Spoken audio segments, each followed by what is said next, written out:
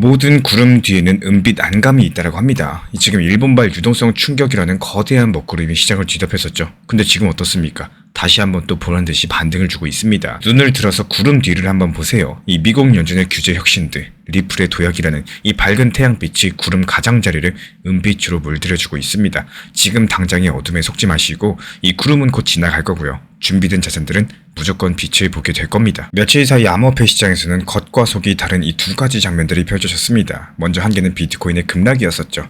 일본발 유동성 충격으로 비트코인 가격이 아시아 시장에서 91,000달러에서 86,000달러까지 무너졌습니다. 또 다른 한 개는 미국 연준의 움직임입니다. 이 연준 이사 미셸 보우먼 측에서 스테이블코인을 연방은행 시스템에 편입하겠다는 취지의 발언을 내놓았고, 언뜻 봤을 때 별개의 뉴스 같겠지만요. 이 두 가지 사건은 지금 시장을 뒤흔드는 거대한 힘의 충돌을 보여주고 있는 단면입니다. 현재 글로벌 금융시장과 디지털 자산 생태계는요, 이 전례 없는 구조적인 변곡점에 서 있다라는 거, 세 가지 거대한 동력이 시장을 동시에 흔들고 있고, 먼저 일본의 긴축 전환으로 인해서 유동성 흡수, 그리고 미국 연준의 스테이블코인 규제 체계의 움직임들, 그리고 비트코인 중심 레버리지 투자 모델의 균열입니다. 이 세 가지가 한데 얽혀가지고 현재 암호화폐 시장의 판을 급락도 시켰다가 또 급등도 시키는 이런 모습을 보여주고 있다는 거. 특히 여기서 리플 XRP 같은 경우는 이런 거시 환경 속에서 전혀 다른 길을 걷고 있습니다. 이 리플의 스테이블코인 RLUSD, 미국 규제권 편입 움직임이 맞물리면서 리플이 투기적인 알트에서 벗어나서 실제 사용 가치를 갖춘 금융 인프라로 도약하려고 하고 있습니다. 그렇기 때문에 오늘 영상에서는 이 표면적인 뉴스 뒤에 숨겨져 있는 보이지 않는 설계를 추적하고자 합니다. 일본발 유동성 위기, 그리고 미국 연준의 규제 혁신이 과연 어떻게 충돌을 했고, 왜 이런 과정에서 리플 XRP가 현재 시장에서 주목을 받고 있는지 깊이 있게 탐구들을 볼 겁니다. 먼저 일본발 유동성 위기의 실제부터 살펴보자면요. 일본은행이 본격적으로 긴축으로 방향을 틀면서 엔화 금융 환경이 급변하고 있다는 거. 오늘 기준으로 일본 2년물 국채금리가 1.84%까지 상승을 하면서 2008년 금융위기 이후에 최고치를 기록하고 있습니다. 이후에다 가지오 일본은행 총재 측에서는요, 다가오는 12월 19일 금융정책회의에서 금리 인상을 시사했고, 이 시장에서는 실제 12월달 금리 인상 가능성을 76% 정도 반영하고 있습니다. 일본의 금리가 오를 것이다. 여기에 대한 신호에 대해서 글로벌 투자자들의 움직임이 긴박해진 상황이고, 일본 금리 인상과 관련된 이슈는 현재 진행형이기 때문에 지금 잠깐 코인 시장 또 반등 준다라고 해서 안심하시긴 아직 이르다라는 말씀을 미리 드려요. 일본의 초저금리를 활용한 엔화 캐리 트레이드는요, 지난 10년 동안 전 세계 시장에 유동성을 공급해왔던 보이지 않는 파이프라인이었습니다. 일본 투자자들은 엔화를 거의 공짜로 빌려서 미국 채권, 기술주, 비트코인 같은 이런 고위험 자산에 투자를 해왔었고, 근데 이제 일본 금리가 오른다면 그 상황이 반전된다라는 거. 엔화로 돈을 빌린 투자자들의 차입 비용이 상승할 거고, 엔화 가치마저도 뛰게 되겠죠. 이렇게 되면 투자자들은 환손실을 피하기 위해서 서둘러 가지고 해외 자산을 팔고 엔화빚을 갚으려고 할 겁니다. 그 결과로서 글로벌 시장의 돈줄이 급격히 죄이는 이 유동성 흡수 현상이 나타나게 될 건데, 특히나 변동성이 큰 비트코인이 직격탄을 맞게 될 거예요. 실제로 12월 초 비트코인 가격은 아시아 거래 시간대 순식간에 9만 달러대에서 8만 달러 중반까지 밀렸습니다. 싱가포르의 QCB 캐피털은 이런 것들을 전형적인 아시아발 유동성 플러시 현상으로 분석을 했는데요. 여기에 중국의 11월 서비스업 PMI마저도 3년 만에 처음으로 위축 국면에 들어서면서 아시아 시장 전반의 위험 회피 심리를 자극을 했습니다.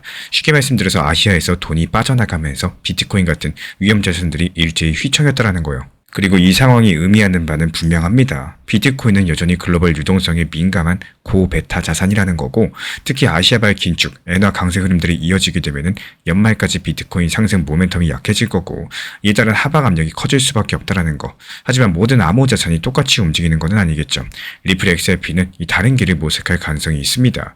바로 그 뒤에서 살펴볼 규제 호재랑 실제 활용 수요 덕분인데요. 이 점이 상당히 중요합니다. 오늘 암호화폐 시장 내부의 구조적인 위험 요소를 짚어보겠습니다. 바로 비트코인을 가장 많이 들고 있는 기업 마이크로 스트래티지의 레버리지 투자 모델이 한계에 봉착했다는 신호인데요.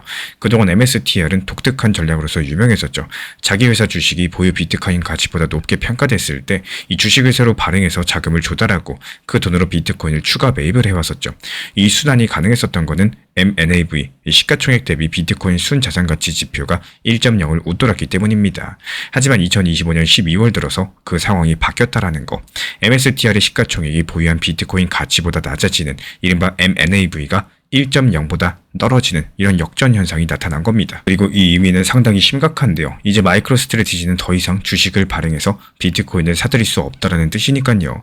이 주가가 내재 가치보다 낮은데 주식을 찍어가지고 팔면은 기존 주주의 지분만 희석시킬 뿐이지 그 누구도 환영하지 않겠죠. 설상가상으로 최근에 MSTR의 신임 CEO 퐁 레 측에서는요. 충격적인 가능성을 언급했습니다. M&AV가 1 미만으로 떨어지고 또 다른 자금 조달 방법이 막히게 된다면은 보유한 비트코인의 일부를 매각할 수 있다라고 인정을 한 건데요. 그동안 마이클 셀러의 의장이 비트코인은 절대 팔지 않는다라고 공언해 왔었던 원칙이 처음으로 흔들린 순간이었죠. 이 소식이 시장에 던지는 파장은 세 가지로서 정리가 됩니다. 먼저 심리적인 충격이에요. 이 절대 안 판다라던 최대 보유자가 팔 수도 있다라니까 투자자들 사이에서 당연히 불안감이 급속하게 퍼지겠죠. 그리고 오버행 우려가 있습니다. 이 무려 50조 원에 달하는 비트코인 매도 대기 물량이 언제든 시장에 쏟아질 수 있다는 그림자가 드리워진 건데요. 이 비트코인 가격이 오르려고 해도 이 거대한 잠재 매도벽에 막혀버릴 것이다라는 공포감이 생겼죠. 그리고 자금 이동 조짐입니다. 이런 불안정성이 커지면서 일부 기관 투자자들은 과도한 레버리지랑 불확실성이 큰 비트코인보다는요. 규제가 명확하고 실질 수익 모델이 있는 자산으로서 눈을 돌리기 시작을 했습니다. 그리고 바로 이 지점에서 리플 XRP가 그 대안으로 부상을 하고 있어요. 한편 워싱턴 DC에서는 위기랑은 정반대의 움직임이 진행 중에 있습니다. 암호화폐 역사상 가장 중대한 규제 프레임워크가 탄생하려고 하고 있는데 바로 미국 연방 차원의 스테이블코인 규제입니다. 이 미셸 보우먼 연준 이사가 의미심장한 발언을 내놓았는데요. 은행 규제 당국이 스테이블코인 관련된 규제 체계를 마련하고 있다라면서 이 스테이블코인을 더 이상 사각지대에 놔두지 않겠다라는 의지를 분명히 한 겁니다. 그리고 여기서는 말뿐이 아니었어요. 은행 수준의 자본 건전성 요건이랑 유동성 요건을 스테이블코인 발행자에게도 부과하겠다는 것으로서 스테이블코인은 사실상 은행처럼 관리하겠다는 뜻을 가지고 있습니다. 그리고 여기서 보우먼 이사는 평소 테일러링, 즉 맞춤형 규제 철학을 강조해 왔는데요. 모든 금융기관에 똑같은 규제를 드리는 대신에 그 기관의 규모랑 위험 수준에 맞춰가지고 규제를 조정해야 된다는 접근입니다. 이런 것들을 암호화폐에 적용하면 어떻게 될까요? 예를 들어가지고 준비금이 불투명한 역외 발행 스테이블코인은 상당히 높은 진입 장벽에 직면을 하게 될 텐데요. 반면에 뉴욕 금융당국의 인가를 받고 투명한 감시 보고서를 갖춘 기업, 즉 리플 같은 경우에는 연방은행 시스템에 편입될 수 있는 길이 열리게 될 겁니다. 실제로 리플은요, 뉴욕 금융서비스국으로부터 특수 목적 신탁회사 인가를 이미 받은 상황이고 미국 규제당국 사이에서 NYTFS의 승인은 골드 스탠다드, 가장 신뢰할 만한 기준으로 통하게 되겠죠. 현재 미국 의회에서도 스테이블코인 관련 법안이 논의 중에 있고요. 가칭 지니어스 법안인데요. 여기서 핵심은 연방정부랑 주정부의 역할을 분리해서 이원화된 감독체계를 만드는 겁니다. 쉽게 말씀드려가지고 연준은요. 이 시스템에 영향을 줄 만큼 규모가 큰 발행자를 중앙에서 관리하고 이 주정부 차원에서 지역 기반의 특수 신탁사를 계속 감독하는 투트랙 전략을 가지게 될 텐데 이 법안의 구체 내용을 살펴보면 상당히 재밌는 점이 많습니다. 미국의 연방준비제도는 스테이블코인 발행자의 자본 비율과 유동성 비율 기준을 정하면서 시스템적으로 중요한 발행자를 직접 감독하게 됩니다. 그리고 연방예금보험공사 FDIC 측에서는 스테이블코인 준비금에 대해서도 예금보험과 비슷한 패스스루 보험 적용을 검토하게 됩니다. 그리고 통화감독청 OCC는요. 전국 단위 은행들의 암호화폐 커스터디 그리고 거래 업무 가이드라인을 마련하게 됩니다. 그리고 뉴욕주 금융서비스국 NYTFS 측에서는 이 주정부 차원에서 트러스트 회사들까지도 감독하게 될 겁니다. 이런 모든 움직임의 타임라인도 상당히 절묘한데요. 연준 이사회랑 함께 은행 규제기관에 속하는 FDIC, 여기서 이달 말까지 스테이블코인 발행자에 대한 공식 가이드라인을 초안까지 공개할 예정입니다. 그리고 이제 12월 첫째 주 운명의 일주일 일정을 살펴보자면요. 이번 주에 나올 소식들은 앞서 말씀드린 이런 유동성 위기 그리고 규제 편협이 실제 시장에 어떻게 영향을 줄지 가늠하게 해줄 거예요. 그리고 오늘 밤 10시 15분 그리고 12월 4일 수요일 00시 새벽에서는요. 미국 고용지표 발표가 되면서 ADP 민간 고용이나 졸주 구인 공고가 발표될 예정입니다. 중반부에 고용지표가 대기 중에 있기 때문에 최근에 9월달 비농업 신규 고용이 예정치의 2배 이상 나오면서 노동시장이 뜨겁다라는 신호를 준 바가 있었죠. 하지만 만약에 이번에 발표되는 ADP 고용이라거나 이 구인공고 졸지보고서가 숫자가 눈에 띄게 둔화된다? 그렇다면 미국 연준으로서도 향후 금리 인하를 검토할 수 있는 명분을 얻게 되는 거기 때문에 요즘 시장 자체가 이 나쁜 경제지표, 경기 둔화세가 오히려 좋은 소식, 금리 인하 가능성이라는 역설적인 상황을 불러일으키고 있습니다. 따라서 고용지표가 예상보다 약하게 나왔을 때 이 달러 약세랑 함께 암호화폐 시장에는 오히려 긍정적인 호재 모멘텀이 될 수가 있겠죠. 그리고 12월 4일부터 시작해서 크리스틴 라가르드 ECB 총재 연설이 있을 예정입니다. 이 유럽중앙은행 수장의 발언도 챙겨보셔야 되는데 현재 ECB 같은 경우는 금리 완화 쪽으로 선회할 조짐이 보이는 반면에 BOJ 일본은행 측은 오히려 금리 인상, 긴축 방향이죠. 이렇게 주요 선진국의 통화 정책이 엇갈리게 되는 경우에는 환율 시장이 요동칠 수가 있다는 거. 특히 유럽이 금리 인하를 시사하고 있고 일본은 오히려 금리 인상을 하면요. 상대적으로 미국 달러화가 강세를 보일 가능성이 높습니다. 일반적으로 달러 가치가 강세일 때 비트코인을 비롯한 암호자산 가격이 약세를 띠는 경향이 있다는 점에서 이번 라가르드 총재의 톤이 어느 쪽에 실릴지가 상당히 주목되고 있습니다. 이 마지막 주 후반에는 연준이 가장 선호하는 물가지표인 PCE 물가지표가 발표됩니다. 인플레이션이 예상보다 높게 그리고 지속적으로 유지가 된다. 그렇다면 미국 연준 입장에서는 섣부르게 유동성 공급을 할 수 있는 여지가 줄어들겠죠. 이게 바로 연말에 기대하던 산타 랠리가 힘들어질 수 있다는 뜻이기 때문에 반대로 물가 상승세가 눈에 띄게 둔화된다. 그럼 비로소 통화 긴축의 압박이 줄어들면서 암호화폐 자산 시장에는 상승 호재 같은 단비 같은 소식이 되어줄 겁니다. 그래서 향후 전망이랑 변화를 내다보겠습니다. 이제 시장의 시선은 2025년 연말과 그 이후로 향하게 될 텐데요. 이 글로벌 금융기관들도 리플과 XRP의 미래에 주목을 하고 있다는 거. 세계적인 은행 스탠다드 차타드 측에서 최근 보고서를 통해서요. XRP의 2025년발 이 목표가로서 5.5달러를 제시했습니다. 현재 수준 대비했을 때 상당한 상승 여력을 본 셈인 건데 그 근거로서 몇 가지를 들 수가 있어요. 먼저 현물 ETF 승인으로 기관 자금 유입이 가속화될 것, 리플 스테이블코인 RLUSD가 시장에서 점유율을 확보하면서 실제 사용 수요가 늘어나는 것, 그리고 세 번째로 국제송금망 스위프트의 일부 거래를 XRP가 대체하면서 실제 결제 유틸리티가 발생하는 것, 이런 것들을 꼽고 있습니다. 그리고 더 나아가서 2028년 XRP 가격이 12.5달러까지 상승할 수 있다는 장기 전망까지도 내놓았는데 이게 향후 몇 년 동안 연평균 70% 이상의 성장세를 이어갈 거란 상당히 낙관적인 시나리오입니다. 그리고 또 하나 주목하실 이벤트는 리플랩스의 기업 공개 가능성입니다. 현재 일각에서는 리플이 이르면은 2026년에 나스닥 상장을 추진할 것이다라는 전망이 나와주고 있는데요. 현재 비공개 시장에서 평가받는 리플랩스의 기업 가치는 약 200억 달러 수준으로 알려져 있습니다. 만약에 IPO를 통해서 대규모 자금을 조달하게 되면요. 이 리플이 그 자금으로 전통 금융권의 결제 회사를 인수한다거나 자체 생태계를 더욱더 확장하는 데 투자할 가능성이 높다라는 것. 그렇다면 이런 것들은 XRP의 활용 범위랑 신뢰도를 한층 더 끌어올리는 촉매제가 되어주겠죠. 결국에 정리드려보자면은 2025년 12월 초 현재 암호화폐 시장에는 두 개의 거대한 흐름이 맞부딪히고 있습니다. 먼저 첫 번째로 일본의 긴축과 레버리지 청산이라는 거센 파도고 또 다른 하나는 미국의 규제 혁신과 스테이블코인이라는 든든한 방파제입니다. 이 비트코인은 그 파도에 휘청이고 있지만요. 리플은 방파제를 등에 업고 오히려 앞으로 나아갈 재비를 하고 있습니다. 이번 주가 비트코인한테 2025년 운명을 가르는 시험대가 되어줄 거예요. 하지만 리플한테는 자신이 더 이상 비트코인의 그림자가 아닌 이 독자적인 금융 인프라로 자리매김하는 전환점이 되어줄 겁니다.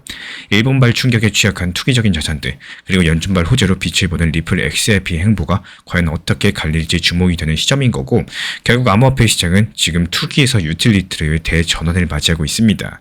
이 미국 연준 보우먼의 한마디가 거대한 흐름 전환의 방아쇠이자 XRP의 가치 재평가를 알리는 신호탄이 되고 있다는 거 기억해 주시기 바라고요. 리스크는 없애는 게 아니라 내가 감당할 수 있는 크기로 줄이는 게 가장 좋습니다. 많은 분들께서 투자를 시작할 때 가장 먼저 물어보시죠. 이거 안전한가요? 이렇게 물어보시는데 솔직히 말해서 세상에 완벽하게 안전한 투자는 없고요. 오히려 그 질문을 하는 순간 이미 마음속에는 불안감이라는 씨앗이 심어져 있는 경우가 많습니다. 그래서 중요한 건요. 이 안전한지를 따지는 게 아니라 이 상황이 와도 내가 괜찮을지를 먼저 따져보는 겁니다. 예를 들어가지고 지금 투자한 돈이 절반으로 줄어들었을 때 내 생활이 무너질 수가 있는지 아니면 그냥 마음이 조금 불편한 정도인지 혹은 몇 달 동안 잊고 지낼 수 있는 정도의 수준인 건지 이런 현실적인 상상을 먼저 해보는 것이 리스크 관리의 출발점이겠죠. 이걸 무시하시고 될 것 같다라는 감으로만 투자하시게 되면은 작은 흔들림에도 크게 반응하게 되고 또 결국에 스스로 컨트롤하지 못하는 상황에 빠지게 됩니다. 그래서 저는 항상 얼마를 넣을까 보다요. 내가 이 상황에서 장기적으로 보유할 수 있을까를 먼저 계산해 보셔라 말씀드립니다. 이 질문에 답이 나와 있지 않으시면은 투자는 계획이 아니라 거의 도박에 가까워지게 돼요. 그리고 그때부터는 돈이 아니라 감정이 계좌를 움직이는 상황이 되어버립니다. 리스크를 줄인다라는 거는 수익을 포기하는 게 아니라 오히려 장기적으로 살아남기 위한 여유를 만드는 선택에 가깝고 그 여유 덕분에 사람들은 더 오래, 더 안정적으로 이 시장 안에 머물 수 있게 되는 겁니다. 결국 시장에서 오래 살아남는 사람이 나중에 기회를 잡는 순간도 가장 먼저 맞이하게 되는 거겠죠. 그래서 리스크 관리는 겁이 많아서 하는 게 아니라 이 투자 시장을 오래 하고 싶어서 하는 거고요. 무서워서 피하는 게 아니라 현명하게 버티기 위해서 선택하는 태도입니다. 이 코인 시장에도 비트코인, 리플, 이더리움 같은 여러 가지 코인들이 있지만요. 가장 중요하고 나를 지탱해주는 기둥 중에 하나는 현금 비중이라는 종목입니다. 현금 비중이 있어야지 결국에 시장이 하락했을 때 나를 지지해줄 기둥 역할을 해주기 때문에 정말로 중요한 요소 중에 하나예요. 다만 현금 비중을 확보하는 가장 좋은 시기는 내가 불안할 때가 아니라 내가 기쁠 때, 즉 시장이 좋을 때 현금 비중을 확보해놓고 당장 시장이 좋을 때 쓰기 위함이 아니라 하락장이 찾아왔을 때 그때 쓰기 위함이라고 항상 생각해 두셔야 돼요. 그리고 어느 순간 이런 생각이 들게 되실 거예요. 이 크게 벌고 싶었던 욕심보다 계속 남아있고 싶은 이런 마음이 더 중요했었다라는 거. 그래서 투자는 승부가 아니라 결국 생존의 문제였다는 걸 말입니다. 결국에 살아남는 건요. 크게 베팅한 사람이 아니라 자기 한계를 잘 알고 관리할 줄 아는 사람입니다. 코인 시장은 하루에 오르내림만 보고 판단할 수 있는 단순한 시장이 아닙니다. 특히 XRP나 비트코인처럼 장기 구조가 중요한 자산들은요. 이런 흐름들을 꾸준하게 관찰하시면서 지금 시장이 어느 단계에 있는지 차트랑 심리 그리고 수급을 함께 묶어서 이해하셔야지 손실을 줄여나갈 수가 있습니다. 그래서 제가 매일 직접 체크하는 가격 구간들, 시장 심리가 어디서 꺾이고 어디서 다시 살아나는지 여기에 대한 흐름들을 정리해서 드리고 있기 때문에 필요하신 분들께서 현재 번호로 신청 주시면 입장 도움 드릴 거예요.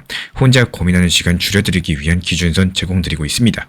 XRP 2,750원 단기 저점 매수가 무사히 체결이 됐습니다. 그리고 방금 전 예상했던 단기 되돌림이 그대로 들어오면서 현재 가격 2,800, 2,900원 선까지 반등 중에 있는데요. 사실 이런 순간이 가장 어렵습니다. 막 빠지던 시장이 갑작스럽게 되돌림 반등 나올 때 이 대부분의 투자자분들께서 여기서 팔아야 되나, 이거 더 들고 가야 되나, 아니면 아까 못 산 거 다시 들어가야 되나, 이 마음이 한 번에 복잡해지시곤 합니다. 하지만 우리 신사 채널 구독자분들이라면 흔들릴 이유가 전혀 없겠죠. 왜냐면 저점 분할 매수, 단기 되돌림, 분할 익절까지 처음부터 시나리오대로 딱딱 움직이고 있기 때문입니다. 이번 2,750원 구간은 단순한 반등 자리가 아니라 시장이 크게 흔들릴 때 이 가능성이 가장 높은 저점 리스크 완충지대였어요. 그래서 저는 흔들리지 않고 바로바로 매수책을 안내드리면서 지금처럼 시장이 되돌아오면은 자연스럽게 단기 분할 매도 전략으로서 다음 타점 이어가는 흐름입니다. 지금 시점에서 필요한 건 욕심이 아니라 이 흔들리는 구간에서 마음을 지키는 힘입니다. 시장이 올라타는 사람보다 원칙을 지키는 사람이 결국에 수익을 가져가시고요. 지금처럼 실시간 타점과 속보, 전략들이 중요해지는 시기에서는 혼자 대응하기가 너무 어려우실 거예요. 잘못 들어가면 당일에도 5에서 10% 금방 손실 나버리죠. 그래서 실전 대응을 원하시는 분들은 제가 직접 실시간 타점 속보 드리고 있는 신사 채널 리플 XRP 실시간 커뮤니티 방에 들어오시면 됩니다. 입장 원하시는 분들 현재 보이는 번호로 문자 신청 주시면 입장 도움 드리고 있고요. 흔들릴 때 잡아드리는 손이 진짜 실력입니다. 지금처럼 중요한 자리에서는 더더욱 함께하는 게 안전합니다. 혼자 가지 마시고 다 같이 함께하세요. 구독과 좋아요, 알람 설정만 부탁드리고 우리 채널이 움직일 수 있는 원동력입니다. 오늘도 차분하게 원칙 지키면서 가신다면 이 시장은 결국에 준비된 사람에게 돌아온다는 사실 기억해 주시기 바랍니다.